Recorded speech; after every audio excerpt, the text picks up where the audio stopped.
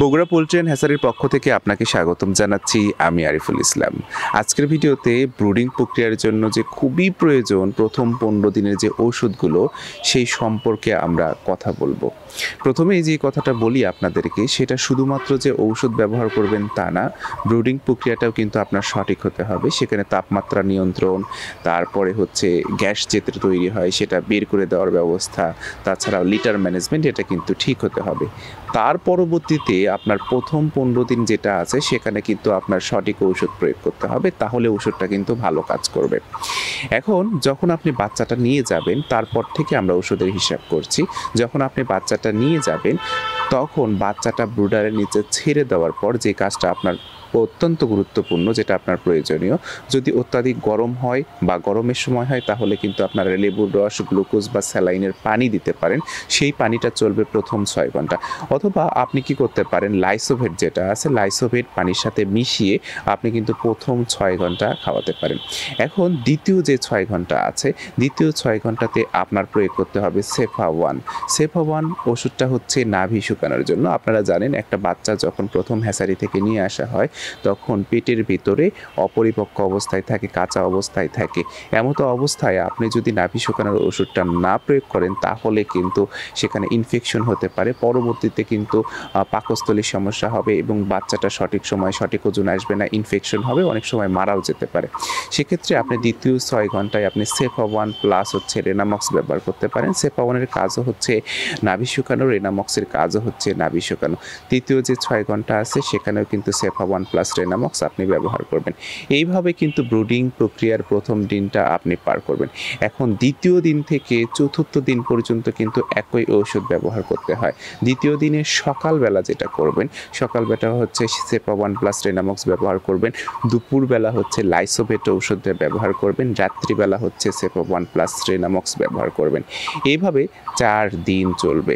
এখন যখন আপনারা জানেন যে পঞ্চম দিন অথবা ষষ্ঠতম দিনে ভ্যাকসিন প্রদান করতে হয়, সেটা হচ্ছে রানীক্ষেত রোগের ভ্যাকসিন।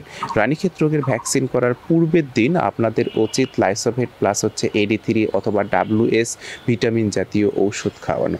কারণ আপনারা জানেন যে যখন ভ্যাকসিনেশন করা হয় তারপরে কিন্তু দুর্বল হয়ে যায় বাচ্চারা অনেক সময়, আবার অনেক দুর্বল বাচ্চা আছে তারা কিন্তু মারা যেতে পারে। এই জন্য আগে থেকেই যদি আপনি শক্তিবর্ধক ঔষধ খাওয়ান বা ভিটামিন খাওয়ান, সেক্ষেত্রে কিন্তু সেই মারা যাওয়ার সম্ভাবনাটা কমে যায় অনেকটাই।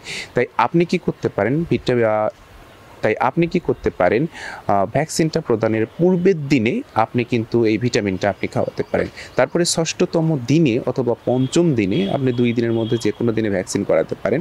ষষ্ঠতম দিনে যখন আবহাওয়াটা ভালো থাকবে, শীতল থাকবে, সেটা দুপুরবেলা হতে পারে, রাত্রিবেলা হতে পারে, আপনি কিন্তু ভ্যাকসিনটা প্রদান করবেন। ভ্যাকসিন প্রদানের পূর্বে আপনার অবশ্যই সাদা পানি ব্যবহার করতে হবে। আপনি ভ্যাকসিন প্রদানের পূর্বে, আপনি যদি দুপুরবেলা ভ্যাকসিন প্রদান করেন তাহলে কিন্তু সকালবেলা আপনি সাদা পানি ব্যবহার করবেন। এবং ভ্যাকসিন প্রদানের সময় আপনি খেয়াল রাখবেন, যদি পানিতে মিশিয়ে ভ্যাকসিনটা ব্যবহার করেন তাহলে যে কাজটা করতে হবে, আপনার দেখতে হবে যেন মুরগির বাচ্চাগুলো যে প্রথম 2 ঘন্টার মধ্যেই যেন পানি খেয়ে শেষ করে ফেলে, এবং ভ্যাকসিনের পানি যদি অবশিষ্ট থাকে অথবা ভ্যাকসিন অবশিষ্ট থাকে তাহলে কিন্তু সেটাকে আপনার দূরে কোথাও গর্ত করে সেখানে ফেলতে হবে এবং মাটি চাপা দিতে হবে এবং ভালো করে কিন্তু পাত্রটা পরিষ্কার করতে হবে। এইভাবে 6 দিন আপনি অতিবাহিত করলেন। তার পরবর্তীতে যে কাজটা হবে, সপ্তম দিন থেকে 10ম দিন পর্যন্ত আপনার 3টা ওষুধ ব্যবহার করতে হবে। সকালবেলা আপনি যেই কাজটা করবেন, সকালবেলা আপনার ব্যবহার করতে হবে হচ্ছে থায়ামিন, যেটাকে আমরা বলি vitamin B1, B2, B6, B12, এই জাতীয় ভিটামিন ব্যবহার করবেন। রাত্রিবেলাও এটা ব্যবহার করবেন। এবং দুপুরবেলা আপনি যেটা ব্যবহার করতে পারেন সেটা হচ্ছে 2+। ওষুধের কিন্তু অনেকগুলো কাজ আছে, যেমন হচ্ছে এটা নিউমোনিয়ার হাত থেকে অনেকাংশে রক্ষা করতে পারে বা খানিকটা কাজ করে। আবার যে মুরগির যে পেটে যে অনেক সময় ইনফেকশন হয়, ফেনার মতো বা আঠালো পায়খানা করে, কারণ জানেন আপনারা বাচ্চা যখন ব্রুডিং করা হয় সেখানে কিন্তু বাচ্চারা যেখানে অনেক সময় খাবারের মধ্যে টয়লেট করতে পারে, পানির মধ্যে টয়লেট করতে পারে, এমন পানি অথবা খাবার যখন মুরগি খেয়ে ফেলে বা বাচ্চা খেয়ে ফেলে সেখানে কিন্তু পেটে ইনফেকশন হয় বা সেখানে কিন্তু পাকস্থলীর সমস্যা হওয়ার কারণে আঠার মতো বা ফেনার মতো পায়খানা করতে পারে। সেই সমস্যা থেকে আসলে পরিত্রাণ দিতে পারে হচ্ছে 2+। তাই দুপুরবেলা আপনি এটা ব্যবহার করবেন। রাত্রেবেলা ভিটামিন B1, B6, B12 বা মাথায় আমিন, যেটা আমরা বললাম। এইভাবে আপনার চলবে হচ্ছে 10ম দিনের ঠিক আগ মুহূর্ত পর্যন্ত। আপনারা জানেন 11তম দিনে গাম্বুরা রোগের ভ্যাকসিন প্রদান করতে হয়, তাই আপনার 10ম দিনে যে কাজটা করতে হবে, যেমন আপনি রানীক্ষেত ভ্যাকসিনের পূর্বের দিনে যে কাজটা করেছেন, আপনি ভিটামিন ব্যবহার করেছেন, সেভাবে ভিটামিনটা ব্যবহার করবেন। তারপরে রানীক্ষেতের ভ্যাকসিনটা যেভাবে আপনি প্রদান করেছেন, ঠিক একইভাবে কিন্তু আপনি গাম্বুরা রোগের ভ্যাকসিনটাও দিতে পারেন। আর যদি আপনি চোখে 1 ফোঁটা করে দেওয়ার ভ্যাকসিনটা দেন, তাহলে কিন্তু প্রতিটা বাচ্চার চোখে 1 ফোঁটা করে দিতে হবে। এইটা হচ্ছে বলে নিলাম আপনাদেরকে। আর সবসময় খেয়াল রাখবেন ভ্যাকসিনটা যেন যখন আবহাওয়াটা ভালো থাকবে সেই সময় আপনারা একটু প্রয়োগ করার চেষ্টা করবেন।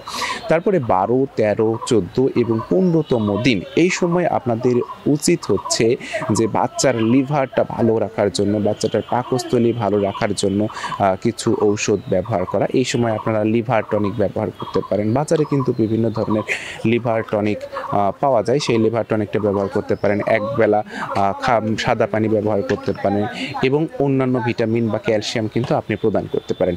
এইভাবে কিন্তু আপনি প্রথম 15 দিন কিন্তু আপনি অতিবাহিত করতে পারেন। এইভাবে যদি আপনি প্রথম 15 দিন অতিবাহিত করেন, তাহলে কিন্তু আপনার বাচ্চা যেটা আছে, বাচ্চাটা সুস্থ থাকবে এবং ভালো থাকবে। এইটা তো আমি বললাম, একটা ব্রুডিংয়ের পরিবেশ যখন ভালো থাকবে, তাপমাত্রা যখন ঠিক থাকবে, বাচ্চা যখন সুস্থ থাকবে, তখন কিন্তু এইসব ওষুধ প্রয়োগ করতে হবে।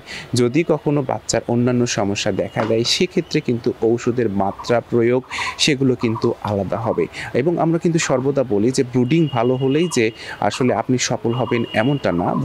আপনার ব্যবসায় সফল হওয়ার জন্য আরেকটা শর্ত হচ্ছে আপনার কিন্তু ভালো মানের বাচ্চা কিন্তু নিতে হবে। ভালো মানের বাচ্চা আপনারা জানেন, বগুড়া পোল্ট্রি অ্যান্ড হ্যাচারির পক্ষ থেকে কিন্তু সর্বদাই বিভিন্ন জাতের ভালো মানের বাচ্চা কিন্তু সরবরাহ করে আসছে। আপনারা স্ক্রিনে দেওয়া নাম্বারে যোগাযোগ করতে পারেন।